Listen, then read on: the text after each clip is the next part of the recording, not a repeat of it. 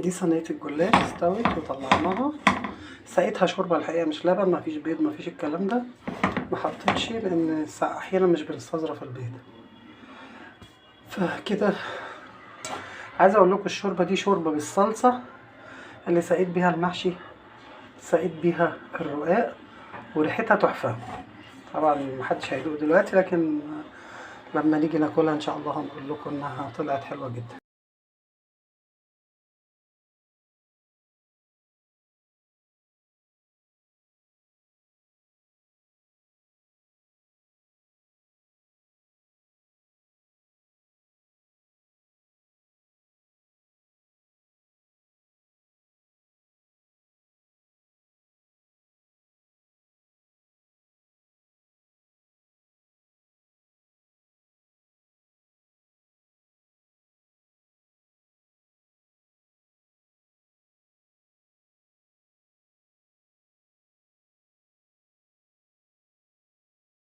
بسم الله الرحمن الرحيم.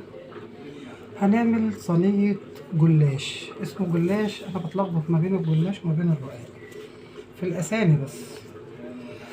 كل سنة وانتم طيبين، والنهارده اول رمضان، وربنا يعيده عليكم وعلينا باليمن واليسر والبركات، اللهم امين، ويتقبل منا ومنكم صالح الاعمال فيه، اللهم امين يا رب العالمين. انا قصيت الرصة بتاعت الرقاق مدورة على قد ايه الصينية، بس هي تقريبا فيها وصلة، فايه برضه هتبقى كويسة. فهرص كده ان شاء الله رصة والتانية، وبعدين ابدأ ادهن. نبدأ ندهنها مادة دهنية، غالبا بيبقى زيت ذرة يبقى احسن. وببدأ اوزع بالفرشة، او حتى لو ما وزعتيش وانتي بترصي هتلاقي الدنيا ماشية معاكي كويس. هنبدأ بقى نشيل الزيادات دي، واحنا عارفين هنعمل بيها ايه، بنحطها في وسط الصينية واحنا بنعمل. مفيش حاجة بتترمي، ما بنرميش حاجة عشان حرام. اول حاجة عشان حرام.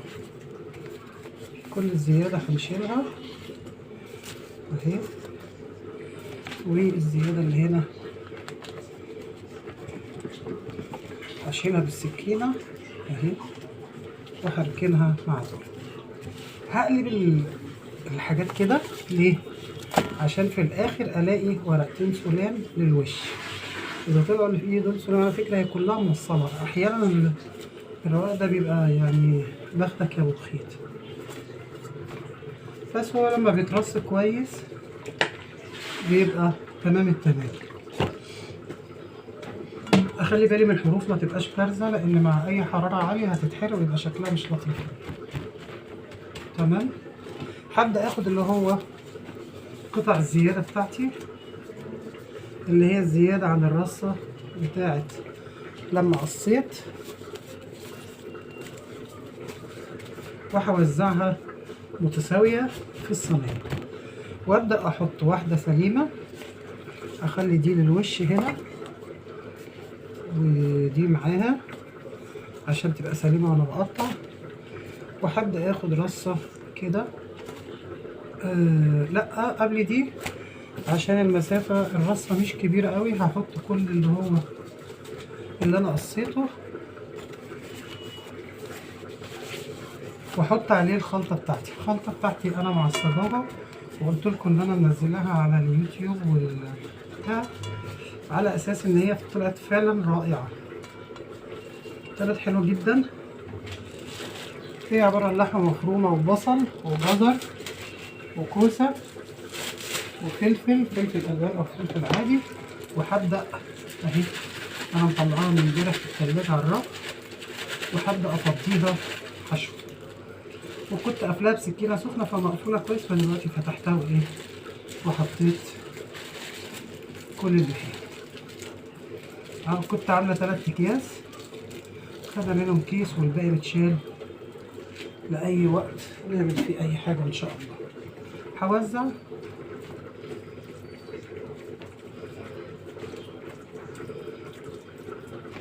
ونبعد عن الحروف شويه عشان لو لزقت مش هتعرفي تقطعيها وتطلعيها كده بالفرشه. وبدوس على بالفرشة على ده ينزل كده.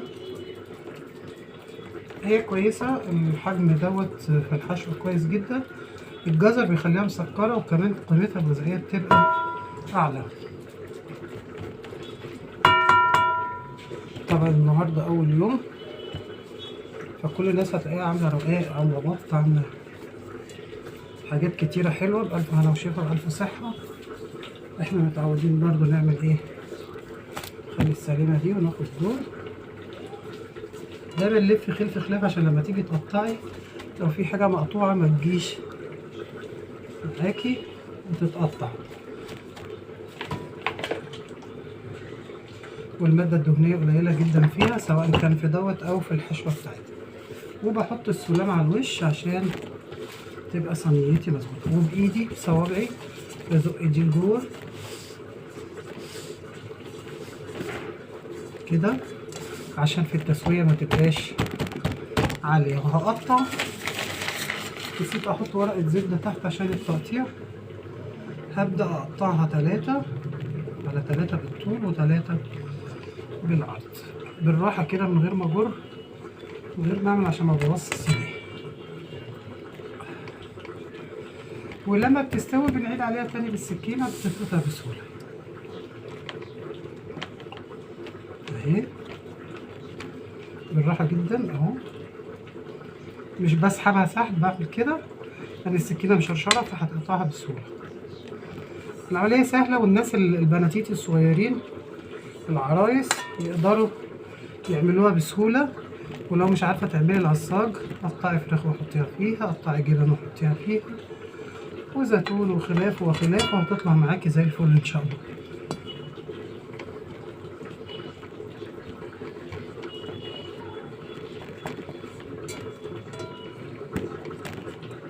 اهي. وانا غالبا بسويها على البوتاجاز من فوق وبعدين بدخلها تاخد وش، ادخلها هي والفراخ كده في اللذاذة اهي. هسوي شوية واديها لبن ان شاء الله، وبضاية لو هحط بيض. ادي الصينية وسهلة جدا جدا جدا جدا، مش عايزة اقول لكم يعني. الجديد فيها الخلطة، قلنا بصل بيتشوح او بحط اللحمة عشان اشوف المادة الدهنية اللي فيها قد ايه. يبدأ لونه يتغير كده، ابدأ احط اوطي بس عشان المحشي. فهبدأ احط واشوح اللحمة لوحديها، كل ما اقطع البصل والحاجات التانية. احط البصل الاول وبعدين الجزر والكوسة والطماطم اخر حاجة، احطهم بقلبها شوية وبوطي عليها زي الشمعة واسويها وتبقى كويسة وزي الفل.